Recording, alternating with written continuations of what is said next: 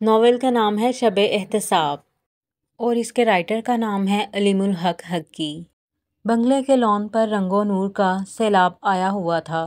رزق برگ ملبوسات، دمکتے چہرے، لبوں پر مچلتے تبسم اور خوشبو کی لپیٹیں اڑاتے آنچلوں نے لان کو جلوہ گاہ بنا دیا تھا۔ ہر طرف جیسے خوشیاں بکھری ہوئی تھیں۔ مرد اور عورتیں چھوٹے چھوٹے گروپ کی شکل میں ادھر ادھر موجود تھے۔ کہیں کھنکارتے کہکے تھے تو کہیں دل آویز تبسم، کہیں سرگوشیاں تھیں تو کہیں بلند آہنگ گفتگو۔ ہر شخص اپنے پسندیدہ انداز میں اس محفل سے حظ اٹھا رہا تھا۔ عثمان حفیظ لان کے اس حصے میں کھڑا تھا جو گیٹ سے قریب تر تھا۔ وہ وہاں مہمانوں کو خوش آمدید کہتا رہا تھا۔ کچھ دیر شہناز بھی اس کے ساتھ کھڑی رہی تھی، پھر کسی کو لان میں بچھی ہوئی میزوں کی طرف لے جانے کے بعد واپس نہیں آئی تھی۔ مہمانوں نے اسے گھیر لیا تھا۔ وہ خوش اخلاق، ہنس مکھ اور زندہ دل ہونے کی وجہ سے لوگوں میں بے حد مقبول تھی۔ عثمان نے بیوی کی تلاش میں ادھر ادھر نظریں دوڑائیں۔ آخرکار وہ اسے نظر آ گئی۔ اس وقت وہ اشرف علی کے ساتھ کھڑی تھی اور کسی بات پر ہنس رہی تھی۔ ایک لمحے کو عثمان کے جسم میں سنسنی سی دوڑنے لگی۔ شہناز کی یہ ہنسی ہمیشہ اس پر جادو کر دیتی تھی۔ ہنسنے کا اس کا خاص انداز تھا۔ سر پیچھے کی طرف ہو جاتا اور چہرہ آسمان کی سمت اور چہرے پر اور آنکھوں میں روشنی سی پھوٹ پڑتی۔ پھر اسی ہنسی کا صوتی تاثر وہ بے حد مترنم اور بے ساختہ ہنسی تھی۔ سننے والے کو کچھ ہونے لگتا تھا۔ دل میں، دماغ میں، وجود میں مداح سے چھلکتی خواہشیں سر اٹھانے لگتی تھیں۔ اس کا اپنا بھی یہی حال تھا۔ برسوں پہلے شہناز کی یہ ہنسی سن کر اسے صرف اور صرف خلوت کی خواہش ہوتی تھی۔ بس وہ ہو اور شہناز ہو، اور جب تک یہ نہ ہو جاتا وہ بے چین رہتا۔ مگر یہ سب کچھ اب عرصہ پارینہ تھا۔ اب وہی ہنسی سن کر صرف ایک لمحے کو وجود خواہشوں کی نگری بنتا تھا۔ اس کے بعد ایسی کراہت اور بیزاری طاری ہوتی کہ خمار کی کیفیت بھی اس کے سامنے ہیچ ہو کر رہ جاتی۔ بہت خوبصورت آئیڈیا ہے بھئی، بہت فنکارانہ خیال ہے، کسی نے داد دی۔ کیک اتنا خوبصورت تھا کہ اصل اور اہم بات لوگوں کو دیر میں نظر آئی۔ سب سے پہلے مسز شاہ نے اسے دیکھا۔ اوہ وٹ اے سرپرائز! انہوں نے بے حد سریلے پن سے چیخنے کی کوشش کی۔ پھر وہ شہناز کی طرف مڑی۔ 25 سال ہو گئے تمہاری شادی کو، یہ سلور جوبلی ہے بھئی۔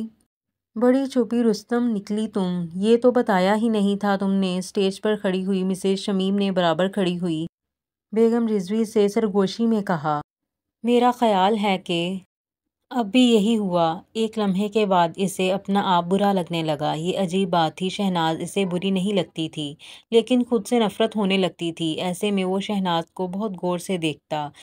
اس کی آنکھوں میں اشتیاق نہیں ہوتا تھا، ایک جوہری کی سی حرص و حواس ہوتی تھی جس کے سامنے کوئی بے حد نایاب اور حسین ہیرا ہو، بلکہ کبھی کبھی تو اس کی نگاہوں میں بو لہو سی ہوتی۔ چہرہ تمتما اٹھتا، آنکھوں سے وحشت جھلکنے لگتی۔ اس وقت بھی اس کی یہی کیفیت تھی۔ کسی نے اس کے کندھے پر ہاتھ رکھتے ہوئے شوق لہجے میں کہا، کیا بات ہے یار، بھابھی کو کھا جاؤ گے کیا، بہت بے صبرے ہو۔ وہ بری طرح چونکا۔ اس نے سر گھما کر احسان کو دیکھا۔ ایسی کوئی بات نہیں ہے، اس نے کھسیا کر کہا۔ احسان اس کا سب سے اچھا دوست تھا۔ میرا خیال ہے سب مہمان آ چکے ہیں، احسان نے سنجیدگی سے کہا، یا ابھی کسی کا انتظار ہے تمہیں؟ مجھے نہیں تو پھر نپٹا دو یہ معاملہ، اناؤنسمنٹ کر دو۔ عثمان نے اس بات میں سر ہلایا۔ احسان سٹیج کی طرف چل دیا۔ عثمان نے اپنے خاص ملازم شبیر کو اشارے سے بلایا کہ سٹیج پر پہنچا دو۔ یہ کہہ کر وہ خود بھی سٹیج کی طرف چل دیا۔ اسی وقت سٹیج سے احسان نے اناؤنسمنٹ شروع کر دی، خواتین و حضرات پلیز متوجہ ہوں۔ کہکے تھم گئے، سرگوشیاں مدھم ہو گئیں، خاموشی چھا گئی، سب کی نظریں سٹیج کی طرف اٹھ گئیں۔ اب آپ جانتے ہیں کہ آج میرے عزیز دوست عثمان کی سالگرہ کی شادی ہے، احسان مائک ہاتھ میں لیے کہہ رہا تھا۔ اب چند لمحوں میں سالگرہ کا کیک کاٹا جائے گا۔ میں عثمان حفیظ اور بیگم عثمان سے استدعا کرتا ہوں کہ سٹیج پر تشریف لے آئیں اور آپ تمام خواتین و حضرات بھی تمام تر رونق سمیت سٹیج کے قریب تر ہو جائیں، شکریہ۔ اس دوران کیک لا کر میز پر رکھا جا چکا تھا۔ بیٹھے ہوئے لوگ اٹھ گئے، سب لوگ سٹیج کی طرف بڑھنے لگے۔ دیکھتے ہی دیکھتے سٹیج کے گرد دائرہ سا بن گیا۔ شہناز اور عثمان سٹیج پر پہنچ گئے۔ کیک کو باکس سے نکالا گیا تو دیکھنے والوں کی سانسیں رکنے لگیں۔ واہ کتنا خوبصورت کیک ہے، کسی نے کہا۔ لیکن یہ 2 مکان کیوں بنوائے ہیں کیک میں؟ ایک اور آواز۔ واقعی کیک 2 کاٹیجز پر مشتمل تھا جو آمنے سامنے تھے۔ درمیان میں ایک پگڈنڈی تھی جو درمیان سے ٹوٹی ہوئی تھی۔ وہاں ایک گہری کھائی تھی جو دونوں کاٹیجز کا ایک دوسرے سے رابطہ منقطع کر رہی تھی۔ اسٹیج پر کھڑی ہوئی مسز شمیم نے برابر کھڑی ہوئی بیگم رضوی سے سرگوشی میں کہا، میرا خیال ہے اس جوڑے نے ہمارا ایک بڑا مسئلہ حل کر دیا ہے۔ کیا مطلب؟ میں سمجھی نہیں۔ بیگم رضوی نے جوابی سرگوشی کی، ارے وہی مسئلہ، اس سال کے مثالی جوڑے والا۔ مسز شمیم ذرا جھنجھلا گئیں۔ بیگم رضوی تقریباً اچھل پڑیں۔ واقعی شادی کی 25ویں سالگرہ، آپ ٹھیک کہہ رہی ہیں۔ تم ایسا کرو کہ باقی ممبرز سے بھی رائے لے لو اور آ کر مجھے بتا دو۔ میں کیک کٹنے کے بعد تقریر کرتے ہوئے اناؤنس کر دوں گی۔ بیگم رضوی سر ہلاتے ہوئے اسٹیج سے اتریں۔ وہ باقی ممبرز کی تلاش میں ادھر ادھر نظریں دوڑاتی رہیں۔ آخرکار انہیں صبیحہ بیگم نظر آ گئیں۔ وہ ان کی طرف بڑھ گئیں۔ مسز شمیم اپنی جگہ کھڑی مسکراتی رہیں۔ وہ مطمئن تھیں کہ ان کا ایک بڑا مسئلہ حل ہو گیا ہے۔ مسز شمیم نے برسوں پہلے چند خواتین کے ساتھ مل کر انجمن شادی شدہ خواتین کی ڈاک بیل ڈالی تھی۔ وہ جس طبقے سے تعلق رکھتی تھیں اس میں خواتین کو فرصت ہی فرصت ہوتی ہے جو آخرکار بیزاری کا روپ دار لیتی ہے۔ انجمن شادی شدہ خواتین اس مسئلے کا بہترین حل ثابت ہوئیں۔ یہی وجہ تھی کہ اس کی ممبرشپ بہت تیزی سے آگے بڑھی۔ انجمن کی سرگرمیاں بے حد متنوع تھیں جو پورے سال جاری رہتی تھیں۔ کبھی اس کے زیر اہتمام کوئی پکنک ہوتی تو کبھی میلہ شجن بہاراں، کبھی کسی فنکار کے ساتھ شام منائی جاتی تو کبھی معذوروں کی امداد کے لیے کوئی پروگرام کر لیا جاتا۔ لیکن انجمن کا خاص اور مقبول پروگرام یہ تھا کہ ہر سال ایک جوڑے کو سال کے مثالی جوڑے کا ایوارڈ دیا جاتا تھا۔ اس تقریب کو سماجی حلقوں میں خاص اہمیت دی جاتی تھی۔ مسز شمیم انجمن شادی شدہ خواتین کی چیئرپرسن تھیں۔ یہ مثالی جوڑے والا سلسلہ انہوں نے شروع تو کر دیا تھا مگر اب وہ اس انجمن کے لیے بہت بڑا مسئلہ بن گیا تھا۔ ہر سال ایک مثالی جوڑے کا انتخاب، جبکہ مثالی جوڑے کا محض تصور موجود تھا۔ عملی زندگی میں مثالی جوڑا کہیں نظر نہیں آتا تھا۔ اسکینڈلوں سے بھرے اس معاشرے میں کسی کا دامن صاف نہیں تھا۔ سبھی ایک جیسی ازدواجی زندگی گزار رہے تھے۔ فرق یہ تھا کہ کچھ لوگ ظاہرداری اور بھرم کا خیال رکھتے تھے۔ انہیں دیکھ کر کوئی نہیں کہہ سکتا تھا کہ ان کی ازدواجی زندگی بے سکون ہے، اور ایسے لوگ بھی تھے جو پردہ نہیں رکھتے تھے، کہہ بھی دیتے تھے کہ وہ جیسے تیسے ازدواجی زندگی کی گاڑی گھسیٹ رہے ہیں۔ تو یہ ہر سال مثالی جوڑے کا ایوارڈ ایک بہت بڑا مسئلہ تھا۔ مسز شمیم جانتی تھی کہ ہر سال جس جوڑے کو انعام دیا جاتا ہے وہ بظاہر تو بہت خوش ہوتا ہے، اپنے ایوارڈ پر فخر کرتا ہے، لیکن در حقیقت ایوارڈ ان کی روح کے لیے تازیانہ ہوتا ہے۔ اندر ہی اندر وہ بیچارے بلبلاتے ہیں۔ مسز شمیم انجمن کی عہدے دار خواتین کی ازدواجی زندگی سے خوب واقف تھیں۔ دور کیوں جائیں، ان کی اپنی ازدواجی زندگی بھی کچھ خوشگوار نہیں تھی۔ ایسے میں شادی کی یہ 25ویں سالگرہ مسز شمیم اور انجمن کے لیے نعمت ہی تھی۔ وہ احسان کی طرف بڑھ گئیں۔ وہ انہیں تقریر کا موقع فراہم کر سکتا تھا۔ کیک پر 2 اور 5 کے ہندسوں والی موم بتیاں 25 کی شکل میں لگا دی گئیں۔ احسان نے دیا جلا کر موم بتی کو روشن کر دیا۔ آؤ عثمان، آئیں بھابھی، اس نے کہا۔ عثمان اور شہناز کیک کے قریب ہو گئے۔ دونوں نے ایک دوسرے کو دیکھا اور پھر کیک پر لگی موم بتیوں پر جھک گئے۔ اگلے ہی لمحے موم بتیاں بجھ گئیں۔ عثمان نے کیک کاٹنے کے لیے چھری اٹھائی۔ شہناز نے اس کے چھری والے ہاتھ پر اپنا ہاتھ رکھ دیا۔ عثمان نے کیک کو اس جگہ سے کاٹا جہاں دونوں کاٹیجز کا درمیانی راستہ تھا۔ اس نے کیک کے 2 ٹکڑے کاٹے اور ایک ٹکڑا اپنے ہاتھ سے شہناز کو کھلایا۔ شہناز نے دوسرا ٹکڑا اپنے ہاتھ سے اس کے منہ میں ڈال دیا۔ مبارکباد کا شور مچ گیا۔ خوش و خرم مہمان مبارکباد دے رہے تھے۔ اسی وقت بیگم رضوی آئیں اور انہوں نے مسز شمیم سے سرگوشی میں کہا، سب ممبر متفق ہیں کہ یہی اس سال کا مثالی جوڑا ہے۔ سرگوشی بہت دھیمی تھی لیکن عثمان حفیظ نے اسے واضح طور پر سن لیا۔ ایک لمحے کو اس کا چہرہ ست گیا، لیکن فوراً ہی اس نے چہرے پر ایک چمکیلی مسکراہٹ کا نقاب ڈال دیا۔ اس نے سر گھما کر بیوی کو دیکھا۔ وہ اسی کو دیکھ رہی تھی۔ اس کے ہونٹوں پر عجیب سی مسکراہٹ تھی جسے وہ کوئی مفہوم نہ پہنا سکا۔ اس نے منہ پھیر لیا۔ احسان اس کے پاس آ گیا۔ بہت مبارک ہو دوست، وہ بولا۔ میں تمہاری حالت جانتا ہوں۔ اس وقت تمہارے بس میں ہو تو اس تقریب کو فوراً ختم کرو۔ اور مہمانوں کو رخصت کر کے وہ کہتے کہتے رکا۔ اس کی نگاہوں میں شوخی چمکی۔ بھابھی کے ساتھ تنہائی میں کچھ وقت گزارو، ہے نا یہی بات؟ اس سے زیادہ دوستی کے ساتھ شاید ہی زندگی میں کبھی کسی نے مجھے سمجھا ہو، عثمان نے مسکراتے ہوئے کہا۔ اسی لیے میں تم سے اجازت لینے آیا ہوں۔ تقریر کچھ اور طویل ہو جائے گی لیکن یہ ضروری ہے۔ انجمن شادی شدہ خواتین کی چیئرپرسن مسز شمیم تمہارے مہمانوں سے مختصر سا خطاب کرنا چاہتی ہیں۔ احسان نے مختصر پر خاص طور پر زور دیا۔ اجازت ہو تو اعلان کر دوں؟ اجازت ہے، عثمان نے شاہانہ انداز میں کہا۔ شکریہ علی جاں، احسان مزاحیہ لہجے میں بولا اور مائک کی طرف بڑھ گیا۔ چند لمحے بعد اس کی آواز لان میں گونج رہی تھی۔ خواتین و حضرات، عذرائے کرم توجہ فرمائیے۔ توجہ حاصل کرنے کے بعد اس نے مائک میں کہا، یہاں انجمن شادی شدہ خواتین کی مسز شمیم موجود ہیں جن سے آپ سب بخوبی واقف ہیں۔ وہ ہم سب کی بے رنگ زندگی میں رنگ بھرنے کا اہتمام کرتی رہتی ہیں۔ مسز شمیم آپ لوگوں سے کچھ کہنا چاہتی ہیں اور ایک اہم اعلان بھی انہیں کرنا ہے۔ توجہ فرمائیے۔ Ladies and gentlemen, Mrs Shamim بڑے پروقار انداز میں آئیں اور مائک تھام لیا۔ دوستوں، میں آپ کا زیادہ وقت نہیں لوں گی۔ عثمان اسٹیج سے اتر آیا۔ لوگوں کی مبارکباد وصول کرتا وہ لان کے ایک نیم تاریک گوشے کی طرف چل دیا۔ در حقیقت اسے اس وقت تنہائی کی شدید ضرورت تھی۔ تنہائی، اور ایسی محفل میں تنہائی، محفل بھی وہ جس کا ہیرو وہ خود تھا۔ ایسے میں وہ گھر کے اندر بھی نہیں جا سکتا تھا کہ یہ آداب میزبانی کے خلاف تھا، یہ بد اخلاقی ہوتی۔ اس نے ایک کرسی گھسیٹی اور اس گوشے میں جا بیٹھا۔ وہاں سے گزرتی ہوئی دو خواتین نے حیرت سے اسے دیکھا۔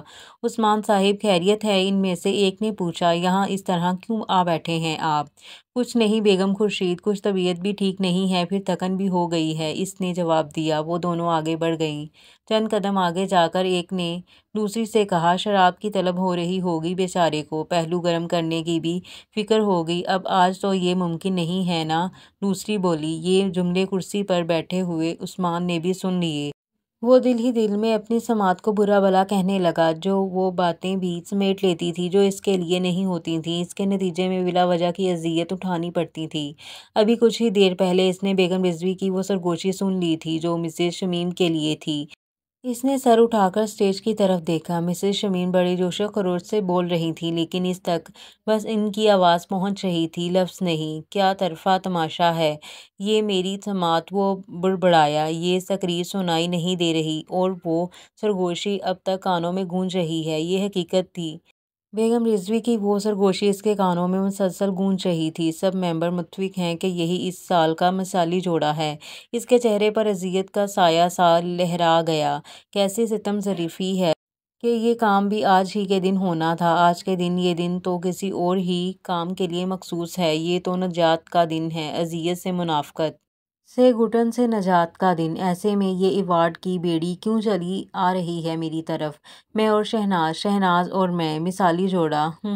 اس کے حلق سے گراہٹ سی نکلی۔ ہاں، شاید برسوں پہلے، کبھی ابتدا میں، بالکل ابتدا میں، شاید ہم مثالی جوڑا تھے، اس وقت جب میری محبت شفاف بے داغ تھی، پرستش کی حد کو پہنچی ہوئی محبت۔ مگر اب تو وہ کوئی بھولا بسیرا خواب بھی نہیں رہی۔ اس کی جگہ تو نفرت نے لے لی، اور نفرت بھی وہ جو ظاہر نہیں کی جا سکی، کچلی ہوئی، مسخ شدہ، قابل نفرت نفرت۔ اور وہ دن شہناز کتنی خوبصورت تھی، اسے دیکھ کر سانسیں رکنے لگتی تھیں۔ خیر، خوبصورت تو وہ اب بھی بہت ہے، اس کے اندر سے کسی نے کہا۔ وہ اس کی تردید کرنا چاہتا تھا مگر اس کی فطرت، معقولیت نے اسے روک دیا۔ اس نے سر اٹھا کر پھر اسٹیج کی طرف دیکھا۔ اس بار اس کی نظریں شہناز کو تلاش کر رہی تھیں۔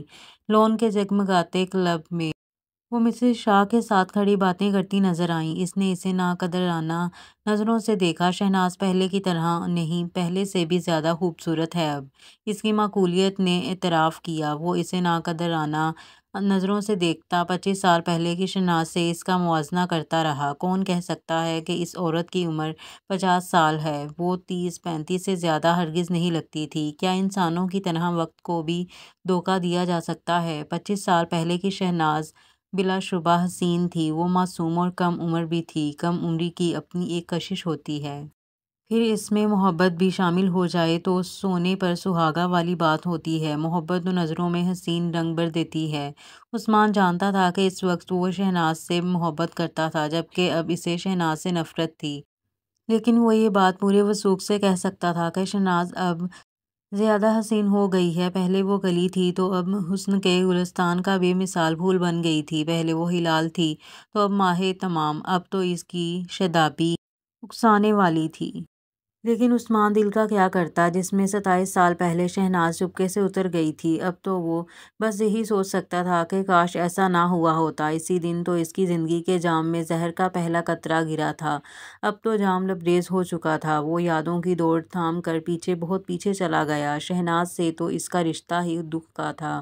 اس کی پہلی دید کے ساتھ اس کی زندگی کا سب سے بڑا غم پیوست تھا۔ بعض غم ایسے ہوتے ہیں جنہیں آدمی کبھی نہیں بھولتا، وہ غم بھی ایسا ہی تھا۔ یہی وجہ تھی کہ وہ کوشش کے باوجود شہناز کی پہلی دید کو کبھی نہ بھول سکا۔ اس دید کا ناطہ ایسے دکھ سے تھا جو ناقابل فراموش تھا۔ اس روز عثمان کی کائنات لٹی تھی۔ امی کا انتقال ہوا تو وہ 12 سال کا تھا۔ اسے یاد تھا وہ بہت رویا تھا، لیکن امی کی موت کے دن نہیں۔ ہاں، اس کے بعد وہ مسلسل روتا رہا تھا۔ جب بھی وہ کوئی ایسا کام کرتا جو اس سے پہلے امی اس کے لیے کرتی تھیں، وہ رو پڑتا تھا۔ ایسے ہر موقع پر اسے شدت سے محرومی کا احساس ہوتا تھا۔ رات کے وقت دودھ پینا تو اس نے چھوڑ ہی دیا تھا۔ کون خود جا کر گلاس میں اپنے لیے دودھ لائے اور پھر امی کو یاد کر کے روتا رہے۔ پھر ایک رات وہ بستر پر کروٹیں بدل رہا تھا کہ ابو نے دھیرے سے اسے پکارا۔ اس نے آنکھیں کھول کر دیکھا، وہ دودھ کا گلاس ہاتھ میں لیے اس کے بیڈ کے پاس کھڑے تھے۔ اس کی سمجھ میں کچھ بھی نہیں آیا۔ جی ابو، اس نے پوچھا۔ یہ دودھ پی لو بیٹے، ابو نے رندی ہوئی آواز میں کہا۔ وہ اچانک ہی پھوٹ پھوٹ کر رونے لگا۔ زخم جیسے پھر سے ہرا ہو گیا۔ ابو نے دودھ کا گلاس بیڈ سائیڈ ٹیبل پر رکھا اور بیڈ پر بیٹھ کر اسے اپنی باہوں میں بھر لیا۔ وہ بچوں کی طرح بلکتا رہا اور ابو اسے تھپکتے چمکارتے رہے۔ جانے یوں کتنی دیر گزری، پھر برسات تھمی تو ابو نے اپنے ہاتھ سے دودھ پلایا۔ میں بہت غم ظرف ہوں بیٹے، انہوں نے معذرت بھرے لہجے میں کہا۔ اپنے غم میں الجھ کر تمہارے غم کو بھول گیا۔ مجھے یاد نہیں رہا کہ تمہارا غم میرے غم سے کتنا بڑا ہے۔ مجھ سے تو میری شریک سفر چھینی ہے، لیکن تم تو اپنی جنت سے محروم ہو گئے ہو۔ اس نے پھر ابو کے سینے میں منہ چھپا لیا اور سسکنے لگا۔ نہ رو میرے بیٹے، ابو نے اسے تھپکتے ہوئے کہا۔ تم رو گے تو وہاں تمہاری ماں تڑپے گی، اسے بہت تکلیف ہوگی بیٹے۔ وہ چپ ہو گیا۔ اس سلسلے میں وہ پہلی تسلی، پہلی نصیحت تھی جس نے اس کے دل کو چھو لیا تھا۔ میں تمہیں تمہاری ماں تو واپس نہیں دلا سکتا عثمان، ابو نے رندی ہوئی آواز میں کہا، لیکن اپنے عمل سے یہ کوشش ضرور کر سکتا ہوں کہ تمہیں اس کی محرومی کا احساس نہ ہو۔ اب میں تمہارا باپ ہی نہیں، تمہاری ماں بھی ہوں۔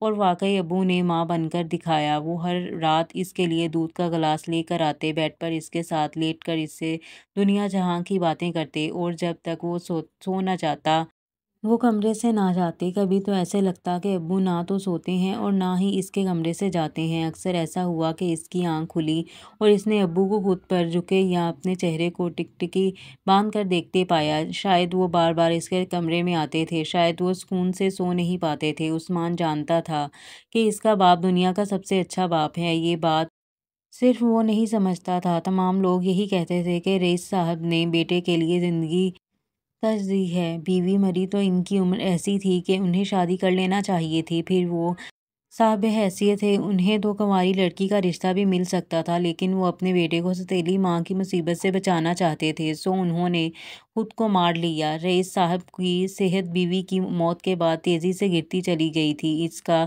اندازہ ان کے چہرے سے گرتے ہوئے بالوں سے آنکھوں کے نیچے پڑنے والے سیاہ حلقوں سے ہوتا تھا، لیکن محنت وہ پہلے سے زیادہ کر رہے تھے۔ لوگ کہتے تھے کہ انہیں بیوی کا غم بہت آہستگی اور تسلسل سے چاٹ رہا ہے، لیکن عثمان جانتا تھا کہ بات کیا ہے۔ عثمان کی عمر اتنی نہیں تھی، لیکن وہ بہت زیادہ سمجھدار تھا۔ کم عمری میں ماں یا باپ سے محروم ہو جانے والے بچے ایسے ہی ہوتے ہیں۔ زندگی اور دکھ کا فلسفہ اور آگاہی ان پر روشن ہو جاتے ہیں۔ عثمان پر بھی بہت کچھ کھل گیا تھا۔ وہ سمجھ گیا تھا کہ غم انسان کو کبھی نہیں مارتا، مار ہی نہیں سکتا۔ غم میں اتنی طاقت، اتنی سکت نہیں ہوتی۔ انسان ہمیشہ غم سے زیادہ طاقتور ثابت ہوتا ہے۔ اللہ کسی کو غم دینا چاہے تو اس سے پہلے اسے ظرف عطا فرماتا ہے۔ انسان کو کسی آزمائش سے گزرنا ہو تو پہلے وقت کے ہاتھوں اس انسان کی تربیت کراتا ہے، اس لیے کہ وہ نہایت رحم والا، بے حد مہربان ہے۔ بات صرف اتنی سی تھی کہ اس کے باپ نے، جو ہمیشہ سے اپنی ذمہ داریوں کا احساس کرنے والا تھا، اب باپ کی ذمہ داری کے ساتھ ماں کی ذمہ داری بھی اپنے اوپر لاد لی تھی۔ یہ ایک جس کے نیچے وہ دبتا جا رہا تھا۔ آدمی دن بھر باپ بن کر بیٹے کے مستقبل کی خاطر محنت کرے اور رات بھر ماں بن کر اس کی باطنی ضروریات اور آسائشات کی فکر میں جاگے تو صحت تو تباہ ہونی ہی ہے۔ ماں کی موت کو 4 سال ہوئے ہوں گے کہ ایک دن عثمان نے رئیس صاحب سے اس سلسلے میں بات کر ہی لی۔ ابو آپ اپنی صحت کا خیال کیوں نہیں رکھتے؟ ایک رات اس نے ان سے کہا۔ رکھتا تو ہوں بیٹے، کہاں رکھتے ہیں، اپنا حال تو دیکھیے۔ میں بالکل ٹھیک ہوں عثمان، اور کوئی ایسی غیر معمولی بات بھی نہیں۔ بات تو ہے ابو، آپ رات کو سوتے بھی نہیں، اس سے بہت فرق پڑتا ہے۔ یہ کس نے کہہ دیا تم سے کہ میں سوتا نہیں ہوں؟ میں خود دیکھ رہا ہوں، رات میں جب بھی آنکھ کھلے تو آپ میرے پاس موجود ہوتے ہیں۔ عثمان کہنا چاہتا کہ وہ اس کی خاطر اس کی بات مان کر رات کو اس کے کمرے میں آنا چھوڑ دیں۔ وہ جانتا تھا کہ وہ اس کی بات مان لیں گے، لیکن ایک خیال کے تحت وہ کہتے کہتے رک گیا۔ یہ مطالبہ اس بات کی ضمانت نہیں تھا کہ اس کے بعد وہ سو سکیں گے۔ اگر وہ اپنے کمرے میں جاگتے رہے تو یہ اور برا ہوگا۔ اسے یہ احساس بھی ہو گیا کہ ان کا دکھ اس کے دکھ سے بڑا ہے۔ ان کی محرومی زیادہ خوفناک ہے، انہیں دل جوئی کی اس سے زیادہ ضرورت ہے۔ امی اس کی امی تھیں، لیکن ابو کی تو وہ شریک سفر تھیں، واحد محرم راز تھیں۔ اب وہ کسی کو اپنا دکھ نہیں سنا سکتے۔ کوئی نہیں جس سے وہ دل کی بات کہیں، وہ تو اپنا ہر دکھ انہیں سنا دیتا ہے۔ اس کی دل جوئی تو وہ بھرپور طریقے سے کرتے ہیں، لیکن ان کے سینے پر رکھا پہاڑ تو کسی کو نظر نہیں آتا، اسے بھی نہیں۔ بہت سوچ کر اس نے ایک بات کہی۔ ابو میری ایک بات مانیں گے؟ کہو بیٹے۔ آپ یہاں میرے پاس سویا کریں، مجھے اکیلے سونا اچھا نہیں لگتا اتنے بڑے ہو کر۔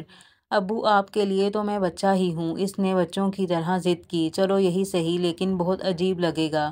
یوں 16 سال عثمان نے اپنے طور پر باپ کو جذباتی تحفظ فراہم کیا۔ اس کا فائدہ ہوا۔ ابو رات کو بے چین ہو کر جاگتے تو وہ بھی بیدار ہو جاتا۔ وہ ان کے سر میں تیل لگاتا، ان کے پاؤں دباتا، ان سے باتیں کرتا۔ ابو شرمندہ ہوتے کہ انہوں نے اس کی بھی نیند خراب کی۔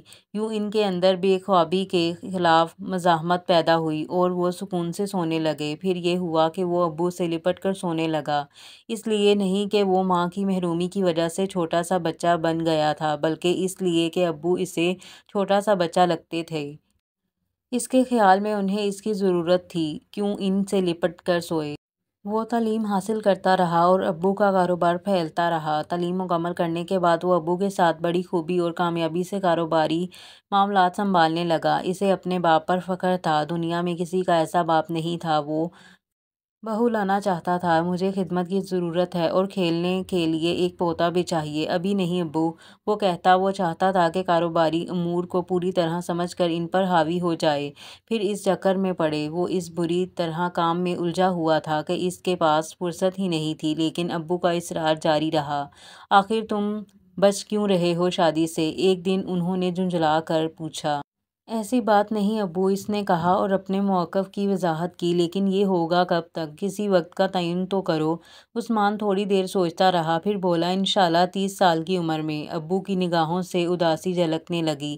کہیں دیر نہ ہو جائے بیٹے، ایسی باتیں نہ کیا کریں، ابھی آپ بہت جئیں گے انشاءاللہ۔ ابو اداسی سے مسکراتے رہے۔ انہوں نے کہا، کچھ نہیں۔ یہ تھے اس کے ابو رئیس احمد، ایسا باپ جو ماں بھی ہو پوری کائنات ہوتا ہے۔ اسی لیے تو ان کے انتقال پر اسے لگا کہ اس کی پوری کائنات لٹ گئی ہے۔ اسے احساس ہوا کہ ماں کا غم تو اس نے اٹھایا ہی نہیں تھا، وہ تو پورے کا پورا ابو نے بانٹ لیا تھا۔ اب دونوں غم اس پر ایک ساتھ آئے تھے۔ موت کا دکھ اپنی جگہ، لیکن موت پچھتاوے بھی لاتی ہے۔ ہر موت کے ساتھ پچھتاوے لگے ہوئے ہیں۔ یہاں ایک دکھ تو یہ تھا کہ ابو اس سے ہی نہیں، کسی سے بھی کچھ کہے بغیر چپ چاپ چلے گئے۔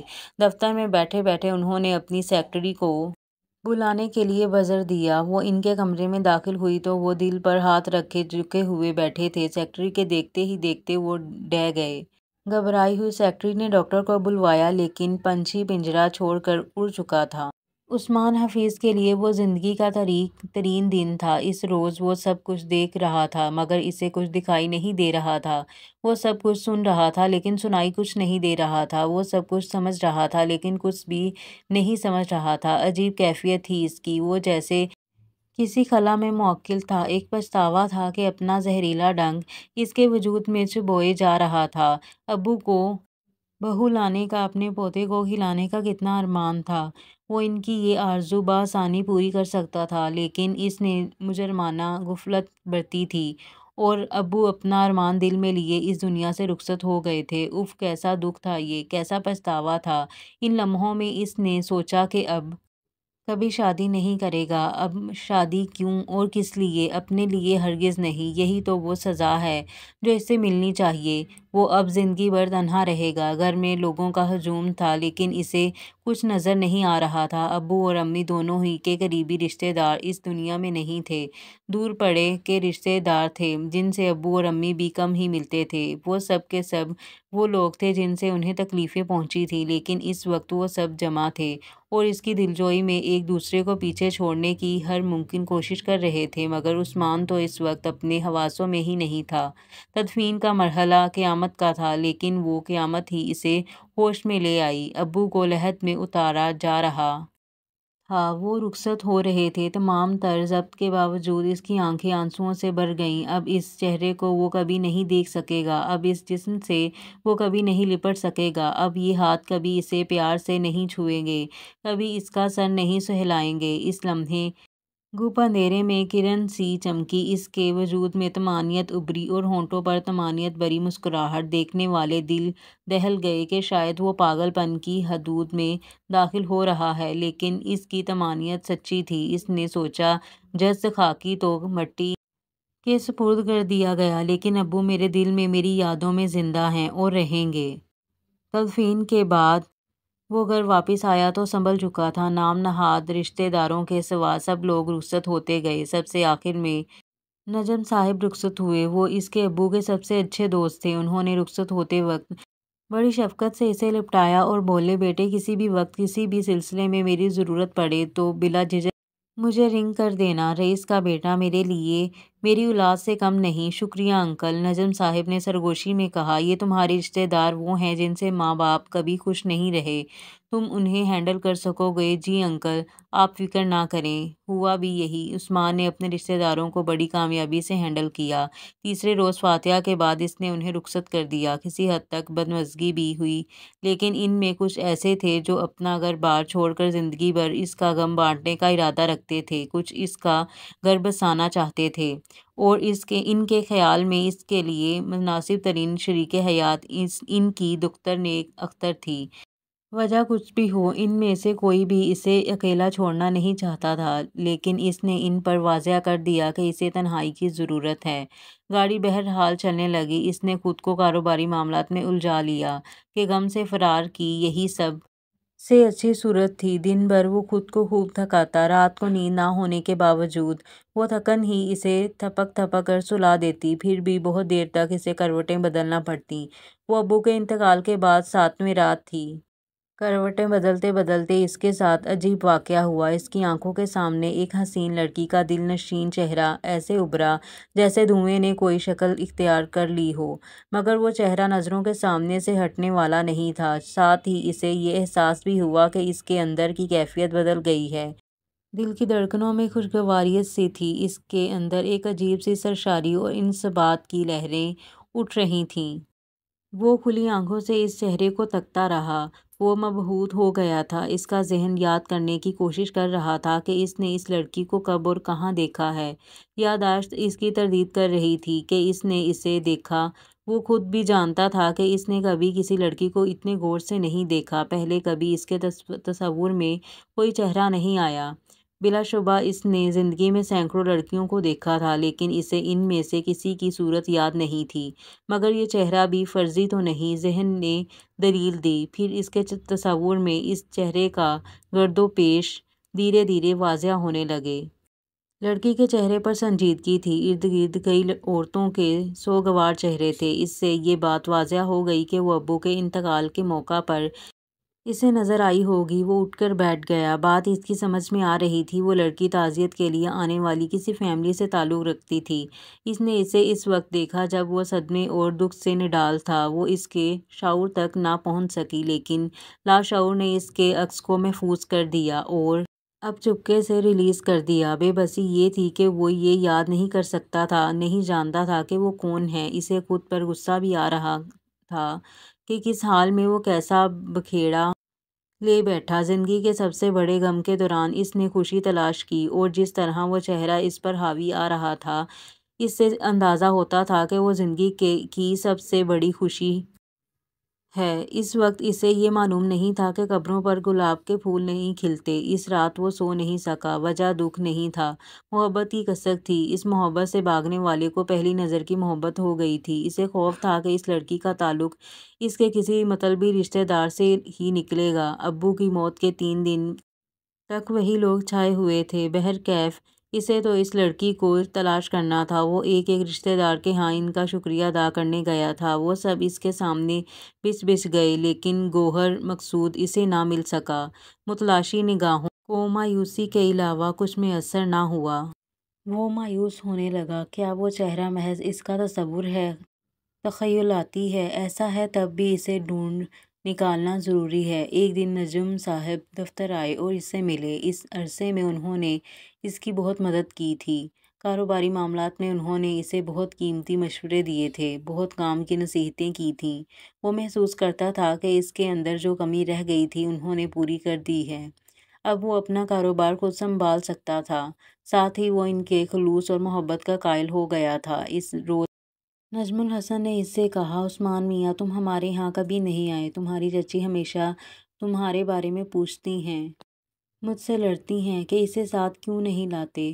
بس انکل، مصروفیت ہی ایسی ہے، اس نے جواب دیا۔ میں جانتا ہوں تم نے اپنے اعتراف مصروفیت کا انبار لگا لیا ہے، جانتا ہوں کہ تم کس چیز سے لڑ رہے ہو، لیکن میاں، جنگ میں اپنے حلیفوں کو نظر انداز نہیں کیا جاتا۔